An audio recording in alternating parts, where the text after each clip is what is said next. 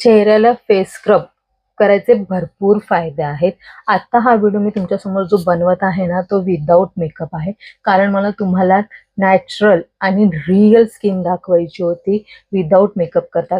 मी खूपदा face scrub करते, मी pack करत नाही, फक्त फेस स्क्रब करते आणि जे मागच्या व्हिडिओमध्ये सांगितलं होतं दूध आणि ताक याचा उपयोग करते आणि त्याच्यामुळे मला ही शायनी, पिगमेंट फ्री आणि ग्लोईंग स्किन भेटते. तर ह्याच्यामध्ये मी सांगणार आहे फेस स्क्रबचे फायदे काय आणि फेस स्क्रब का करावा. फेस स्क्रब का करावा याचं कारण मेन आहे, जर तुमची स्किन ड्राय आहे, डल आहे, वारंवार तुम्हाला पिंपल्स येत आहेत, पिगमेंटेड आहे, मंकी माउथ आहे, तुमच्या स्किनवरती डेड स्किन जमा झाली आहे, तर फेस स्क्रब केल्याने ही डेड स्किन, हा मंकी माउथपणा, पुन्हा निस्तेजपणा नाहीसा होतो. तुम्हाला स्वतःलाही फ्रेश वाटतं, म्हणून फेस स्क्रब करावा.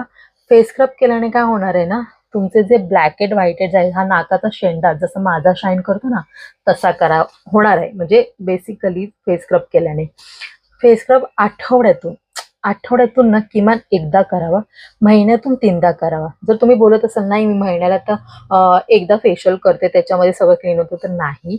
महिन्याचे 31 दिवस असतात किंवा 30 दिवस असतात, त्याच्यामध्ये जर तुम्ही एकदा फेशियल करत आहात तर बाकीच्या दिवसांचं काय, तेव्हा सुद्धा तुम्हाला ती डेड स्किन किंवा जे टॅनिंग झाले ते रिमूव्ह करायचं आहे आणि त्याच्यानंतरच तुम्हाला असा स्किन मिळणार आहे.